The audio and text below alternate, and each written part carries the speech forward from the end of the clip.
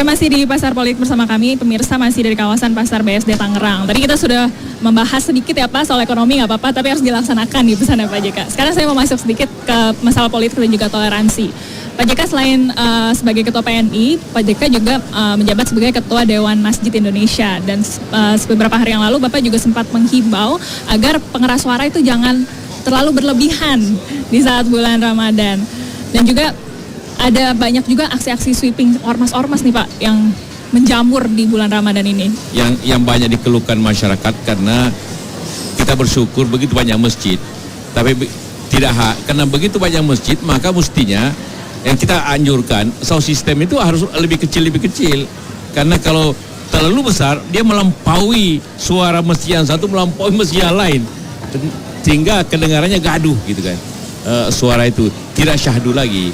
Jadi kita tidak melarang untuk memakai toa, tapi suaranya harus lebih lembut agar justru didengar dengan baik, bukan merusak pendengaran orang atau mengganggu pendengaran orang, dan jangan panjang. Dan ini hanya di Indonesia, tempat lain tidak. Jadi di Mekah kalau Anda ke Mekah itu hanya azan aja, tidak ada pengajiannya, tidak ada terhimnya. Apalagi kalau dengan tape recorder, makin tidak ada amalnya kalau dengan tape recorder. Aksi main hakim sendiri yang juga dilakukan oleh para ormas yang juga mensweeping tempat-tempat hiburan. Sebenarnya begini, kita juga harus adil melihatnya itu. Apa yang kadang-kadang tersweeping, minuman keras, hiburan malam, atau barbar. Pertanyaannya, apa ada izinnya? Tidak.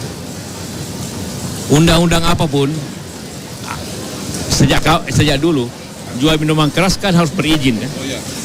Ini orang Menteri Muda Perdagangan harus berizin. Jadi kalau tidak ada izinnya, apalagi dijual di pinggir-pinggir jalan itu, maka polisi harus menangkap, tidak boleh. Nah karena aparat tidak menghentikannya, maka ada dorongan daripada ormas untuk menghentikannya. Jadi sebenarnya yang harus dilakukan ialah aparat pemerintah harus duluan untuk mensweepingnya supaya tidak disweeping oleh masyarakat. Karena alasan dipakai bahwa karena pemerintah tidak menertibkan maka masyarakat menertibkan. Itu melanggar juga. Tapi lebih melanggar lagi kalau pemerintah sendiri tidak menertibkan. Pak Bayu bagaimana nih jadinya tentang pengawasan minuman keras sendiri? Ya, itu saya kira yang memang ada kalau masalah minuman keras ya, itu ada jenisnya, ada jenis A, B, C tergantung pada kadar alkoholnya.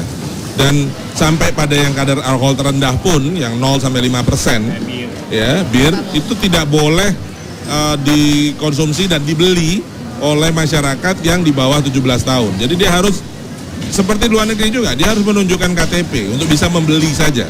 Dan kita sudah menegur dan kita sudah betul-betul dengan sangat keras peringatannya kepada pengecer yang melakukan itu, yang membiarkan anak sekolah dan sebagainya. Dan kita sudah mengancam bahwa sekali lagi terjadi pada pengecer itu akan kita cabut izinnya. Dan ini kebetulan tadi waralaba internasional tuh. Dan tidak bisa jual bebas kan? Tidak bisa jual bebas, betul-betul. Yang kemarin diajukan gugatannya dan dibatalkan oleh MA itu apa? Nah itu saya kira hal yang lain ya. Kita sedang sampai dengan saat ini masih mempelajari karena keputusan MA itu belum kita terima. Nah kita justru khawatir kalau itu digugat dan MA memutuskan Perpres itu harus dicabut. Sekarang kita vakum, nggak ada aturan. Jadi yang tadi disebut Pak JK, alkohol harusnya dibatasi dan dikelola, tanpa aturan itu menjadi vakum. Tapi kita sedang menyiapkan, begitu kita terima, kita punya waktu kalau saya tidak salah 3 bulan untuk sebelum itu berlaku. Nah, dalam masa itu kami akan keluarkan peraturan baru yang sesuai dengan semangatnya MA. Jadi ini yang akan kita perkuat justru untuk tidak lagi dibolehkan terjadi peredaran yang seperti itu. Begini bagaimana nih Mbak Nurul? Saya kan di Balek ya, DPR memang sedang mempersiapkan pengaturan minuman beralkohol. Jadi ada jenis A, B, C tadi, kemudian mengatur distribusinya, kemudian tempat penjualannya dan usianya, kemudian jamnya juga. Jadi sekarang sedang dipersiapkan, nah mudah-mudahan itu bisa terkejar dalam waktu ya 2 kali masa sidang lah ya, sehingga bisa mengisi kekosongan hukum itu begitu. Yang sekarang kita sedang lihat ini ada jenis-jenis minuman tradisional beralkohol seperti tuak dan sebagainya. Nah itu mau dimasukkan kemana? Karena itu juga sumber penghidupan atau sumber ekonomi buat masyarakat setempat. Baik, ini yang terakhir nih karena waktu kita juga sudah terbatas. Untuk Pak JK boleh singkat saja Pak, bagaimana agar dalam harapan Pak JK di bulan Ramadan ini agar situasi politik dan juga ekonomi bisa tetap stabil dan tetap bisa menjalani Ramadan dengan fitri nih Pak? Pertanyaan pada negarawan ini. Politik artinya ada hubungannya dengan kekuasaan, ada hubungannya dengan power, adalah suatu cara orang untuk mengatur bangsa ini. Jadi politik itu adalah melekat kepada suatu bangsa, melekat suatu negara. Jadi bukan hal yang perlu kita khawatirkan. Yang memang yang keliru, kita berada di pasar ini kan, ini perdagangan. Di Senayan Nurul bicara politik atau teman-teman yang lain. Yang salah kalau digabungkan kedua-duanya, kalau politik itu diperdagangkan. Nah, jadi selama politik berjalan untuk kemajuan, oke. Begitu juga perdagangan. Yang keliru kalau menggabungkan pasar dengan politik. Nah, sekarang kan itu yang masalah. Itu yang dikritik orang. Bahwa sapi ini mestinya hanya di pasar tapi masuknya ke Senayan juga. Atau di departemen. Salah jualannya. Tapi acara ini namanya pasar politik. Pasar politik, betul sekali. Tapi kita berarti tadi pesan dari Pak JK, ekonomi jangan dibicarakan aja, tapi harus dilaksanakan. Dilaksanakan. Dan ekonomi jangan bicarakan boleh, tapi jangan dikaji terus menerus. Dan jangan digabungkan dengan politik begitu Pak ya. Kalau itu jadi kaji terus, maka namanya berubah jadi majelis taklim. Ya baiklah. Pengajian kan.